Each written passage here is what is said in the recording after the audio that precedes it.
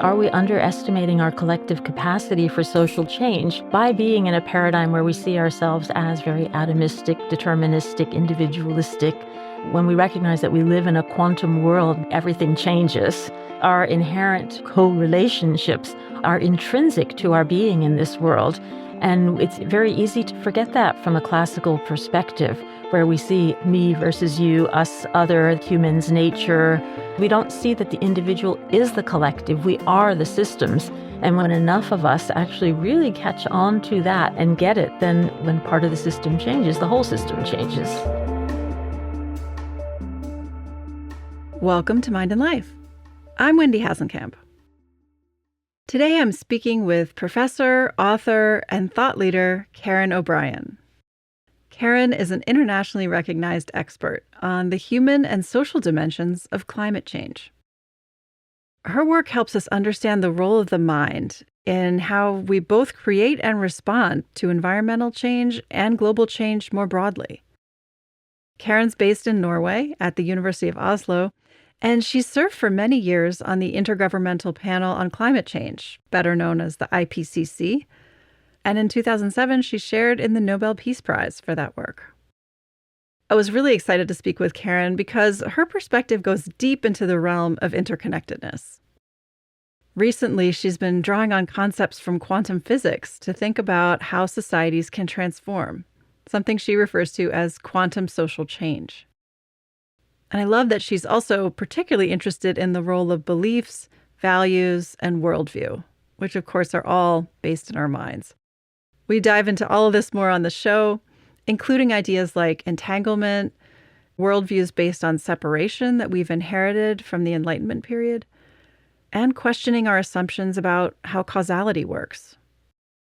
We also talk about indigenous wisdom and interconnected views of nature, wrestling with eco-anxiety, and the role that meditation can play in helping us embody transformative change.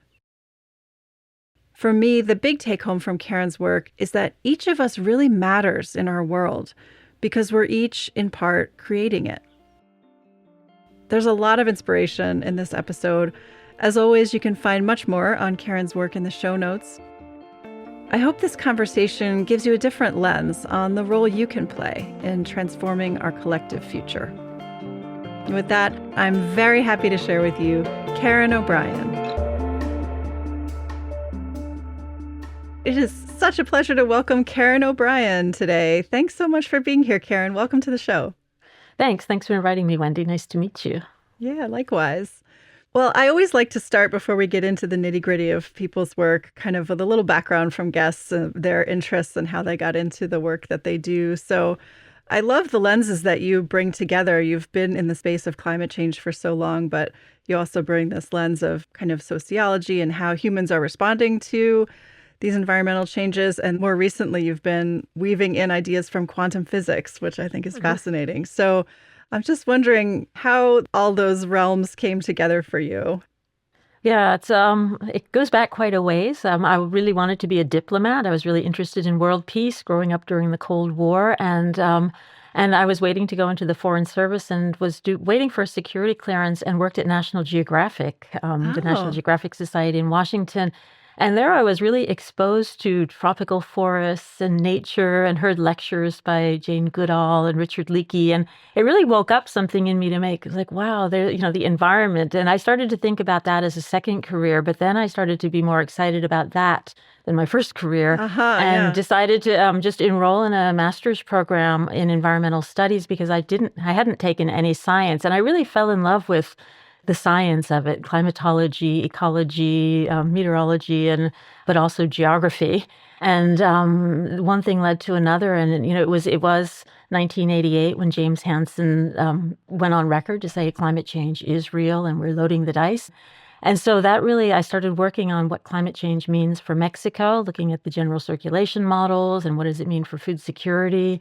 And that led me into looking at the relationship between deforestation and climate change. So I was very much interested in these very interdisciplinary kind of big picture perspectives, but always coming from a background of social sciences. And so starting with, what are the social and human dimensions of these issues? But I had to really get the foundations in the physical sciences as well. So one thing led to another. And I think that, kind of like leaving no stone unturned, because once you understand like what it means for us as as a species, as societies, it's pretty profound. Yeah. And then what drew you to quantum physics and those ideas? How did that come in? I think I was just kind of fascinated by I had read Donna Zohar's The Quantum Self and the Quantum Society. A friend had lent them to me. And I just thought there was just interesting. And I think I got the Tao of Physics from a boyfriend once. And so I had these on my bookshelf. And it wasn't until I came across a political scientist, Alexander Wendt, who was starting to challenge, looking at quantum social science. And then I made the connection and really thought, like, what does this mean for climate change?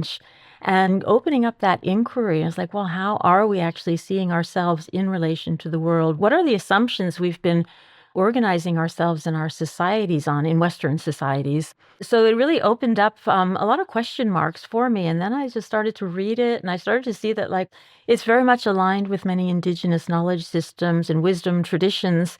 And it just has fascinated me and really led to this question is like, are we underestimating our collective capacity for social change by being in a paradigm where we see ourselves as very atomistic, deterministic, individualistic, et cetera? And so that it's been a really fun journey, and it keeps raising questions, but I think the science itself is really catching up with it. Yeah, yeah, that's awesome.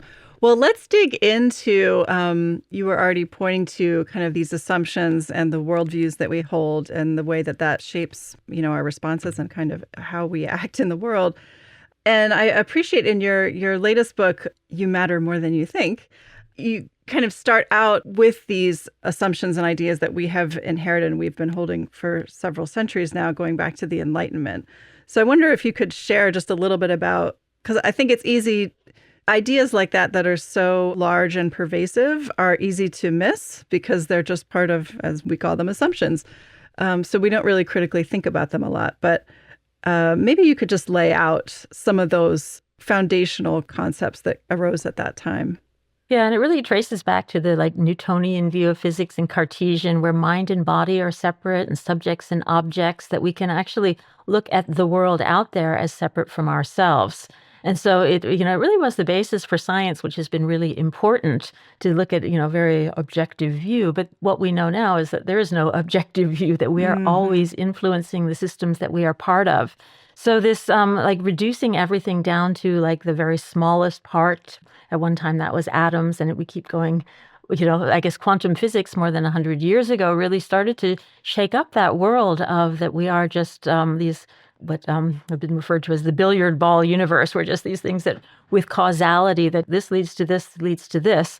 And then starting to see that, like, wait a minute, we are made up of energy, and it's atomic, the subatomic particles are entangled. And that's where we start to realize that reality is not what it seems. And so for the last 100 years, quantum physics has been very valuable in, developing all these technologies from lasers and computer chips and everything. But what's, I think, interesting now is to really see how the paradigms, the thought patterns that we have also influence how we think of ourselves in relation to each other and how we organize our societies. So for me, that, the Cartesian, Newtonian, classical physics giving way to quantum physics, we haven't really adapted that to our understanding of social change. And that, I think, opens up a different lens to say that, like, and when I say like you matter more than you think, it's like it's not just matter as a substance, but it's also in that significance. And literally the process of mattering is something that we're doing, in every moment. And to me, it gives us that agency and the, like a role for free will, a role for us to actually influence the systems that we're part of, rather than just feeling, in the case of climate change, that it's all very determined already and we can't, there's nothing we can do. And I don't matter, you don't matter. Right. Yeah. So there's so much there. I'd love to just pause a moment and unpack a little bit of the ideas around that you are drawing from quantum physics, because I think they're kind of hard to get your head around, maybe because, we're also steeped in these classical approaches of, everything is separate. And like you said, quantum physics really shakes that up. So could you describe a little bit of what is meant by entanglement, for example, or some of the other concepts that you draw on? Yeah, entanglement is, it's something. It's a word we use in our everyday life to mean like intertwined. But in quantum physics, it's really about a relationship where two particles are correlated or co-related with each other in an acausal way. And Einstein called it spooky action at a distance because when you measure one, you get information about the other. But it's not action at a distance. It's just that you get the information. So this idea of entanglement, that the entire universe is entangled at this subatomic level, but also, science is saying that the, larger and larger particles are shown to be entangled, just, small molecules. And what we also know is that we can be entangled in the social science perspective through language, through meaning making, through shared context. So, a few years ago, three physicists received the Nobel Prize for their work on entanglement. So entanglement really is the basis for everything, and it's more trying to understand why we're not, the messiness of the macro world, and how that emerges from a quantum world. So I love Donna Zohar's quote that when we recognize that we live in a quantum world, everything changes. It's just paraphrased, but it really is to think about like that we are so like our inherent correlation or co-relationships are intrinsic to our being in this world. And it's very easy to forget that from a classical perspective, where we see, me versus you, us, other, humans, nature, subject, objects, and things. We create that distance between ourselves rather than seeing that, how are we all one? And that oneness, I think, is the beautiful part of like what quantum social science, quantum social change, to recognize that that we have to really be thinking of the whole. And that really brings us down to when we're talking about climate change and biodiversity loss and everything, that we can't treat the world as if it's just a bunch of unrelated parts anymore. Yeah, I love that. And you said something that I think is really key. I was talking recently with Otto Scharmer. Are you familiar with? Yes, yeah, very familiar with him. He was sharing how the biggest issue that we're facing right now is not climate change or any of these other crises, but the fact that we don't feel that we have agency to affect them. And I think you were just pointing to that too, about it's especially with in the space of climate change, it's quite easy, I think, to feel discouraged and feel that, the path is out there and we've missed our window, and, these changes are just going to be happening. So maybe you can share a bit about how this lens can help us understand more about the impact that we can still have. Yeah, I think just to start with, it's ironic that when we're talking about climate change, we're talking about every little individual thing that we do, our energy use, our land use, and everything affecting the system, the climate system. And yet we don't necessarily see that all the positive things we do as individuals also influence the whole system. So there's a kind of a glitch there, that we tend to underestimate our potential for systems change, changing economic systems, social systems, etc. And the idea with quantum social change is that our actions are always influencing the whole system. They're always, whether it's like ripples, waves, resonance, that we are part of this whole. So what I do, it doesn't have to be causal to be influencing the entire system, but that we're creating these like fractals of change, these patterns of change that resonate across different scales. So it moves us away from this like global to local and top down to bottom up. And instead it starts to see like, wow, we all have this possibility in whatever our sphere of influence may be, to be setting up a new pattern and establishing that. And when it's based on values that apply to the whole, and this is where the normative dimension comes in, because it's not a neutral process, but what we care about, whether it's equity, dignity, compassion, things that apply to everything, all life on Earth, then you start to see these more coherent patterns emerging.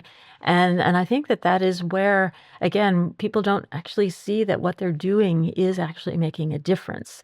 And that is where, like, when I say that you matter more than you think, it's like, it's not just what we think, but it's like how we show up. How are we connected to ourselves, to each other, to nature, to the future? And it gives us a lot more leverage when we realize, often we have this very mechanistic idea of leverage points, that we need to really, like leverage the system, but we are the leverage points. We have this capacity to actually shift systems and cultures at larger scales. And when we realize that, I think we realize that, like, it's not just up to me alone. That's a very kind of a classical view of me against the world, but it's like we. And Dan Siegel, in his work on intraconnected, talks about we. And I just kind of bracket the I in the we, because we don't see that the individual is the collective. We are the systems, and we are nature, and that our being in this, how we show up actually is making a difference. And when you think about, when enough of us actually really catch on to that and get it, then it goes into, that self-awareness of when part of the system changes, the whole system changes. Yeah. What you're just saying about how individual change is systems change, I guess is kind of what I'm hearing come through. And I feel like that there's a lot of discourse, I think, today, in contemplative science, for example, and in many spaces about the need to move from thinking about individual change to, systems change or larger structural kinds of changes that we need to make. But still, I think there's a dichotomy there, right? So I think we think, oh, there's individual change, and then there's this different thing that is systems change that we need to be working on. But am I understanding you right? I feel like you're pushing against that a little bit and saying that those are actually either interrelated or maybe even the same thing. Can you talk a little more about that? Yeah, well, I think that it's not just individual change, but I am part of the system. I can be an alibi for the status quo. We're always part of a larger whole. If we think of ourselves in the classical systems, then we are separate and, bumping into each other. We are having force on the systems. But from a quantum perspective, we, that we are the systems, and yet power and politics still come into it. And you start to see that we have organized society, we have given power to certain people. And that is where then that those power relationships cannot be ignored. And as individuals, how do we actually show up and shift the systems and cultures towards things that support the whole? And that would mean, really looking at what are the climate policies? What are our conservation policies? How are we organizing ourselves so that we actually create options for future generations? So it involves a lot of reflexivity. It involves a lot of critical thinking about okay, if I am part of this system, how can I contribute to shifting it? And I think when we talk about systems, sometimes it's so abstract and so large, but we're all part of so many systems. A family is a system, a community is a system, a church group is a system, a football team. How can I actually influence these different systems in a consistent way based on the values that I care about, not just for myself, but for everyone? And so it gives us then that room to really think about where, we just think, oh, just my little community, but my little country or little Norway or whatever, that we actually can start patterning the world in different ways. And to me, that gives a lot of power and potential. The potentiality is really there, but often we have to get out of our own way to realize that. And that means getting rid of some of the thought patterns that we've raised with of us and other. And that's not easy, especially in times where we're moving towards fragmentation and polarization, and the narrative is more divisive than unifying.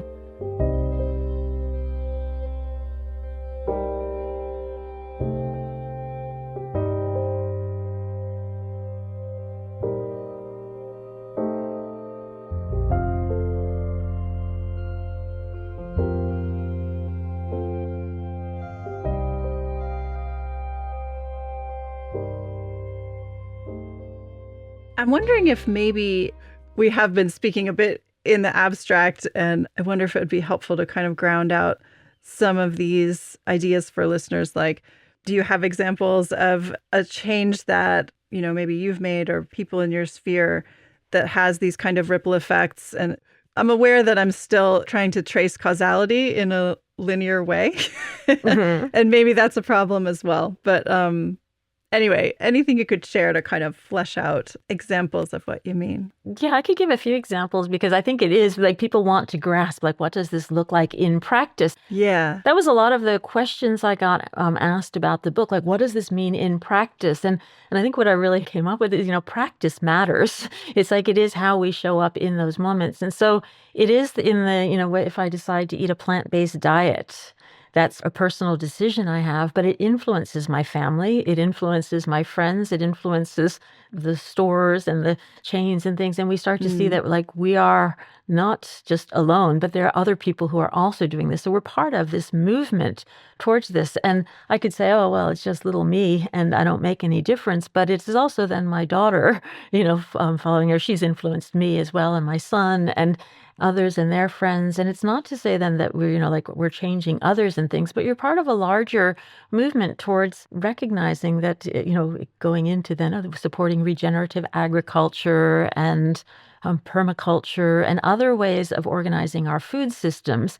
But we're never going to get there if we don't actually change the way that we relate to the food that we eat and our bodies and ourselves. So I think it's trying to really see ourselves as part of this bigger picture of these things. And I was recently, for the last 3 years, co-chair of the IPBES, the Biodiversity Panel of the United Nations, their transformative change assessment. And we're looking at what the literature tells us about transformative change for a just and sustainable world, to meet the 2050 vision for biodiversity.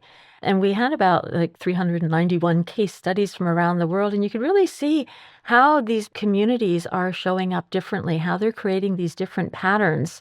The Nashalai Maasai Conservancy, for example, is one that I'm very familiar with, where Nashalai means coexistence. In the Maasai language, and they took down the fences. They started educating girls. They started to do things very differently. And, the wildlife came back in less than 10 years. They were able to feed thousands of people during COVID. And their model is being copied in other places, not replicated, but people are looking at it for inspiration. So they're having these different effects. And there's other groups around the world that are doing very similar things. They're connecting themselves to land, to each other, and they're basing it in these values. And you start to see, and then you also see where the classical systems come in, whether it's finance, whether it's the power dynamics between older models of conservation, et cetera. So we're always embedded in these very powerful classical systems. And to me, it's really interesting of, how do we shift those large scale systems? And what we see now is many of them are crumbling in and of themselves. So how do we actually keep the patterns so that the new modes of being and new modes of organizing can emerge? And so it's really to get to this being able to live in a both and world, to say that, yes, this is, we're in a world where ice melts at certain temperatures, where species die if the ocean is too acidic or they do not have food and things. And also then be able to really connect at a much deeper level and think about how do we collectively and coherently work towards social change. Yeah. There's a piece for me, and sometimes we get down this road on the show with different guests, but I've actually been thinking a lot about causality lately and assumptions about causality, and I suppose being embedded in these classical and kind of reductionist views have tended to shape our minds to look for a single cause for things, which is never the case. And, because of complexity and entanglement and interconnectedness, it's not only, it seems that, there are always multiple causes, but it's almost everything is causing everything. So anyway, that doesn't necessarily make sense. But I wonder if you could share how you think about causality in light of these views. Yeah, I think that because causality, there are things that cause, that we know that some things have more impact on other things. So it's not to then question whether burning fossil fuels is creating climate change, because we actually know, there's a lot of evidence there. But then it goes into that subtle realm of what we do and how we show up and, our intentions and the clarity of our beliefs. One of the interpretations of quantum physics is called cubism, or quantum Bayesianism was is the long name for it. And it's really about how our beliefs influence they're like bets on the future. And if we think about ourselves as, a 2-degree world is not possible, we're going to be going to 3 degrees Celsius warmer world or 4 degrees Celsius warmer world or something like that, then we tend to, that's the bets that we're placing on the future, and we're not seeing all the solutions that exist right in front of us. And to me, it's very, it's to be very aware and clear about what we believe is possible, and to work very intentionally. And I think that really, it brings to why consciousness matters. What is in our awareness? how do we actually show up, and like what kind of resonance are we creating in the world? And often we're going against others, we're pushing against things in a very classical way. And what we get then is a lot of pushback. We don't create the momentum that we need for social change. And people always point out that for social change, it doesn't take 50% or 99%, that a very small group can make a big change. And that's often because it creates a momentum. It creates these, like attractor fields, or however you want to call it, in complexity science. And again, when we underestimate ourselves, we don't see that we're moving forward. And it's rather than just waiting for another paradigm to come, we have to actually kind of occupy the paradigm. We have to be part of the change that we want to see, and that goes back to be the change you want to see in the world, etc. But it really then does come down to that. And then again, going back to what does this mean in practice? It really means practice matters, and that's where mindfulness and being just aware of how we're showing up and how we're responding to some of these many crises that are going on right now, the poly crises, the mega crisis, however we want to name it. Yeah, I was just about to go into the contemplative space, and I'm wondering, in your work or personally in your life, if that sphere has overlapped with your work. You mentioned mindfulness, but yeah, it strikes me that working intentionally with our mental patterns could obviously be a really helpful piece of this to push us in shifting our worldviews in these ways. Yeah, I love Vipassana meditation. And so I've done a number of retreats, and it really has helped me to actually experience the abstractions that I talk about, that I'm fascinated about reading about and everything, but really to, how do we embody it? How do I embody it in my day-to-day living? How can I be equanimous when I'm facing stresses and everything? And that goes into then how do to be in practice so that I can show up, be more resilient in times. And it's not easy, especially nowadays, for people working in the sphere of environment, climate, social change, everything. It is very challenging right now. So to be grounded, and to be grounded in our values, and that's where I think that to actually embody transformative change rather than to talk about it becomes the real challenge for us. But I think that is where the answer lies. Also, is how do we actually meet the moment? Yeah. Do you have any examples to share in your own life, how practicing in these ways may have helped you learn how to embody these ideas better?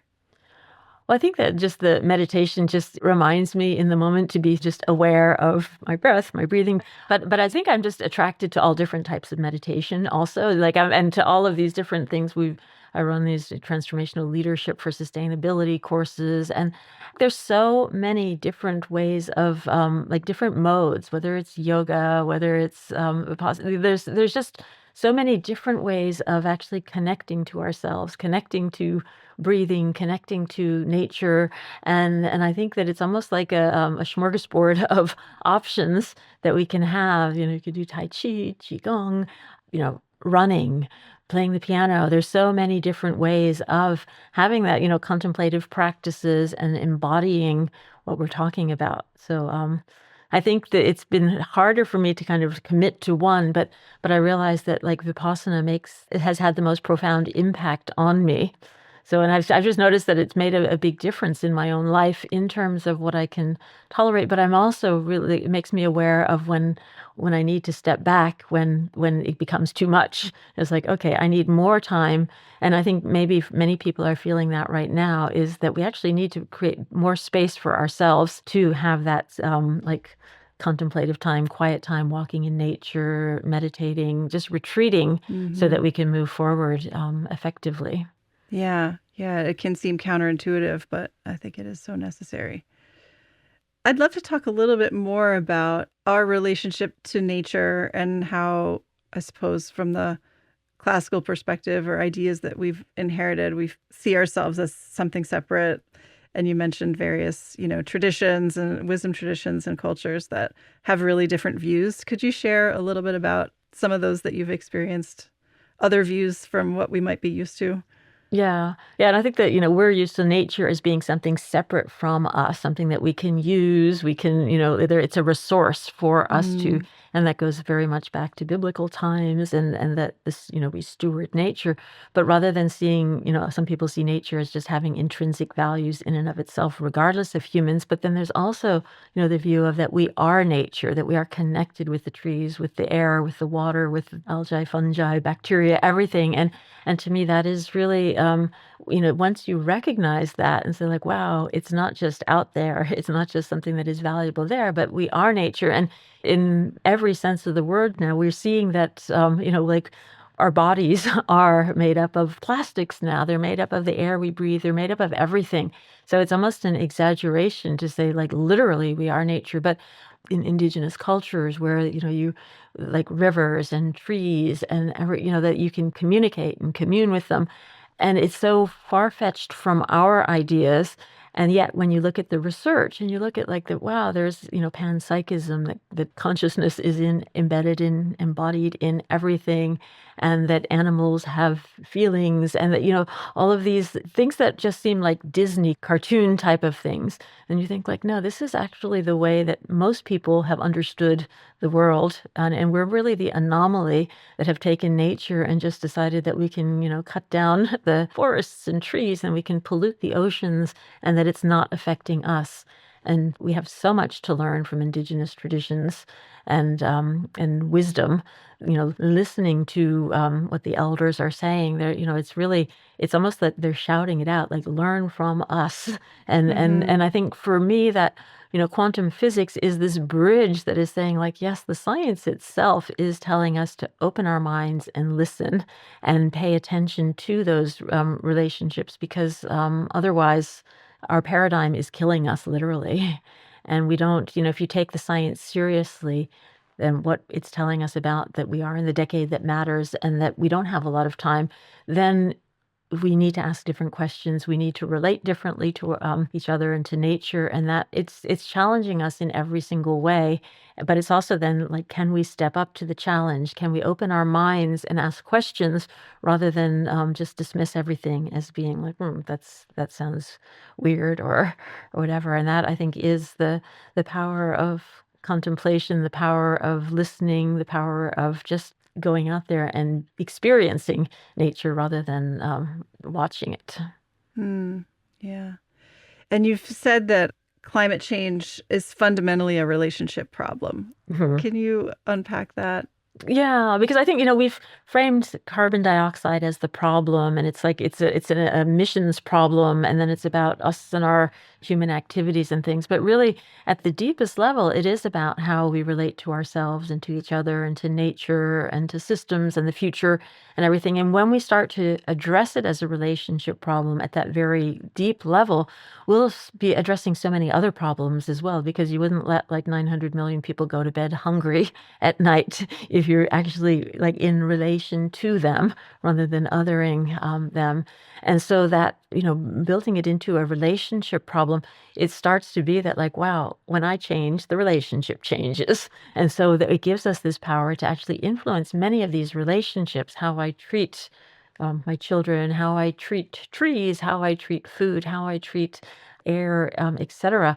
It starts to see that we have so much room for shifting these relationships. I think it's a lot more empowering than to be focusing on how do I reduce my carbon footprint, which is of course important, but it is at that very deepest relationship level. And I always think that like in the future, we're going to be looking at ourselves and we're just going to think about like, wow, why did we burn fossil fuels? Why did we burn hydrocarbons? They're so valuable in terms of, like the molecules that they are. They could be used for plasmas. There'll be 1,000 other uses for them in the future. But right now we're just burning it to go from one place to another. And I think we're just missing so much in our very like fixed way of seeing and being in the world.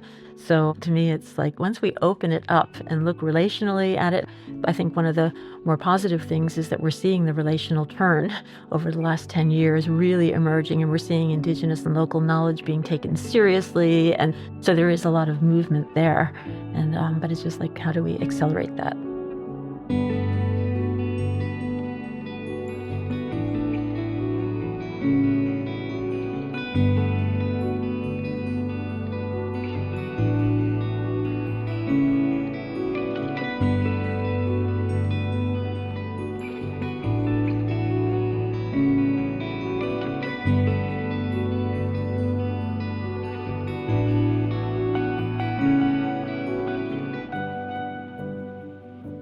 I wonder if you come across, it feels like, I guess from my own experience, I have also been, in this increasing trajectory of understanding relationality and not feeling so separate, from the world around me and nature.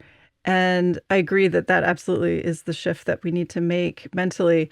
But I think it can also come with a lot of pain, because I think when you start to really take seriously the experience of everything else on this planet and how we have been interacting with them, and the suffering that we have been causing, or also just exists, I think it can start to be pretty uncomfortable and potentially overwhelming. So I'm wondering if that's a piece of maybe what keeps us in this mode of like pushing away, like, oh, that's separate from me. That's not me, because there's a lot of difficulty there when you actually start to deeply embrace the oneness or the relationality that does exist.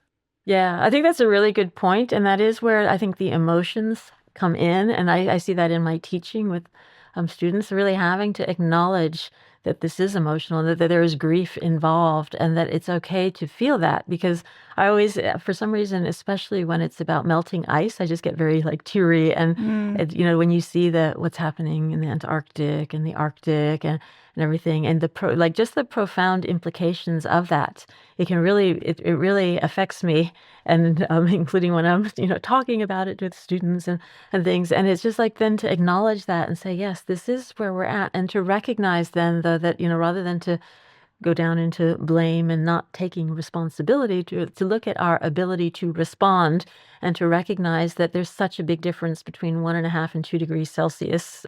Every degree makes a difference, and that tiny changes are really important for some species and ecosystems and communities and things, and that we will be looked back and remembered. So it is just to like acknowledge the emotions and bring that in. I think that's been something that has also changed, because some years ago it was like you didn't acknowledge the emotions, but to really recognize that. And I think so many people are in that space right now, to say like, wow, we are losing things. And especially people like working for decades on climate change, and you just see that, yes, we will be losing a lot, and yet there's still so much we can do so much better. And so that is really like, I think, where we're moving into that. And going back to the quantum, the uncertainty, to be able to hold that space for the potential that doesn't feel like it exists right now, but like, again, to really think like what is possible for us right now, and that it's not just about individuals, but it's about the collective. It's the individuals and collectives working together. So it's a lot. And sometimes recognizing that when we have other things going on in our lives, it's harder to actually hold the big picture and to see our role in that, especially if we have illness or other problems, that it's just like our zone of disequilibria gets very narrow rather than widens. And that's where I think self-care and being able to take care of ourselves so that we can take care of the world becomes really important. Yeah, and also it strikes me the role of community plays in importantly there as well. Does that come into your space too? I feel like that's can be such a source of support. Yeah, I think that it is like the scaffolding that keeps us going. And I feel very fortunate to have been working with a fantastic community of people working on global environmental change. I think people who are so, just committed and dedicated and working so. Yeah, it's just so touching to see like how many people in the world really do care, and how many people. And I always, just think sometimes we don't recognize that there are millions and millions of people who do care and who are working. And it's a little bit like they're off not out of the lens of the mainstream media. And I think, if we think of them as all these different fractals of change that are coming together, that they will be visible soon. But we have to move the systems that are not working. They have to be shifted. And then that's, I think, where it's easy to focus on what's going wrong in the world, and not like what's going to take its place, and then who do we have to be. And I think, going back to the relationship with nature, it's not enough to just say, oh, I love nature, or I go out in nature and things, but it's like, okay, how do I link that with, how I show up in the work that I do? How do I connect it with the values that apply to nature, to other people, to future generations, and so on. So it really is to be able to to be kind of very solid and grounded in ourselves so that our coherence can be part of the coherence of everyone. Yeah. So another thing that comes up, I think, in these conversations a lot is as scientists, and we've talked about this in certainly in the contemplative science space, but generally our lack of ability to assess a systems change and, as you've said, transformative change as a kind of change. So how does that show up for you? What kind of assessments can we do? How can we know when we're shifting the needle? It's a great question. And I was recently part of this IPBES, the Intergovernmental Science Policy Panel for Biodiversity and Ecosystem Services. It's a long name, but the government's called for an assessment of transformative change. And so we spent 3 years really looking at the literature and thinking about, like, okay, how does it come about? What are the different methods? What are the barriers to transformative change? What are the strategies and actions that we need? And also, what are the visions for the future? And I think importantly, we identified that, focusing on the underlying causes of biodiversity loss and nature's decline is really important. And those underlying causes are exactly what we've been talking about, the disconnection from and domination over nature and people, but also the concentration of power and wealth and the prioritization of like the short-term individual and material gains. So all of these then, how do we actually overcome these underlying causes? And the principles of transformative change that were identified from the literature were very much about equity and justice, pluralism and inclusion, respectful and reciprocal human nature relationships, and then also adaptive learning and action. So it's very much aligned with everything we've been talking about and what I think of as, like how do we engage with quantum social change when we ground in those values and when we recognize that there are really substantial challenges and barriers, but to overcome them, we're going to have to really show up differently and do things differently. And, I think the governments have that as marching orders. And maybe what we are, still needing is like, what are the indicators of, transformative change? What can we measure Right. to show that this is, that we are so close? Because social change is a nonlinear process and we might be so close to it, but we might not know that. So what are the early warning signs of it or, like the signals that we should be looking for in that? And I think that there's a lot of them are subtle and they're not measurable by science itself, but they're in, and I think that goes back to the contemplative practices and yeah, how do you measure the subtle Right. things that are emerging? Yeah, this is such an interesting space because I think you're right. I've had that on my mind for many, many years in the contemplative science space. And of course, at Mind and Life, is a lot of integrating of scientific tradition with these practices and their outcomes. And I have had the sense that the most transformative changes that can occur through meditation practice, we don't have measures for them. We can't reduce them, right?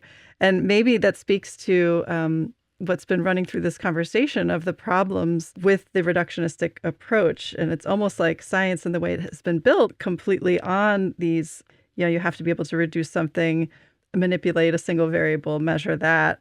That doesn't necessarily align with the quantum reality, that you've been describing. So it causes all these challenges for measurement and for science and for us to, those are the ways that we know how to get a handle on something.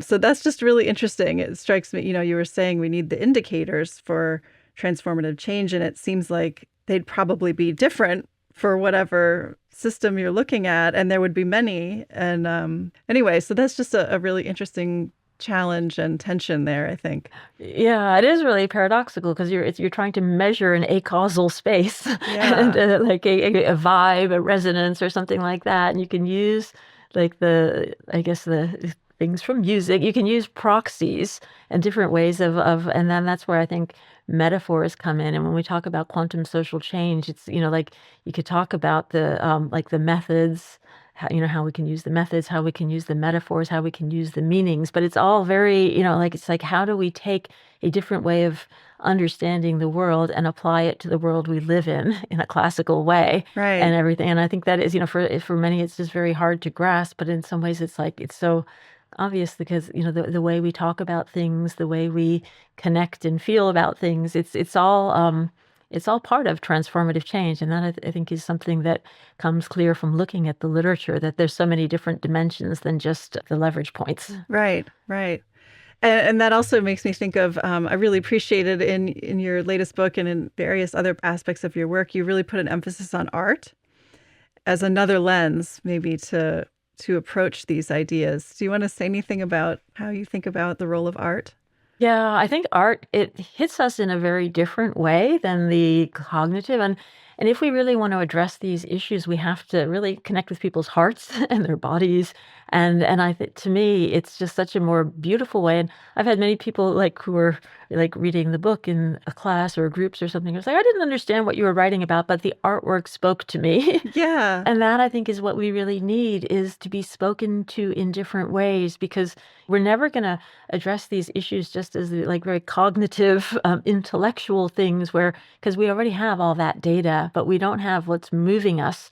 And sometimes it's art, it's music, it's movement. There's so many other things that can actually mobilize our agency and get us to really like, because, basically we do need this like a whole body approach to social change. It can't just be like, just our feet marching and everything. And that's where artivism comes in, and where people are recognizing that it is, I guess, the idea of like a different type of social movement. A you matter movement wouldn't be the classical type of social movement, but it would be a very subtle type where people really do, like get it that what we do matters. And that is, I think, activating that sense of individual agency, collective agency, political agency really has, there's so much potential there. And there's nothing more dangerous to people who have power and want to maintain the status quo of a coherent group of people who are united and who are, like with a very clear vision, with a, very clear intentions for how we can be together in the world in a more equitable and sustainable way. But, there is power in numbers. And when we start to think of it not just as numbers, but as a whole, then, I kind of see that the wave will come. Well, that's really inspiring. Well, I know we're coming close to wrapping up our time. I know you've also co-founded an organization called Sea Change. Is that how you pronounce it? Yeah, Sea Change. Okay. And it stands for like conscious change, creative change, collaborative change, courageous.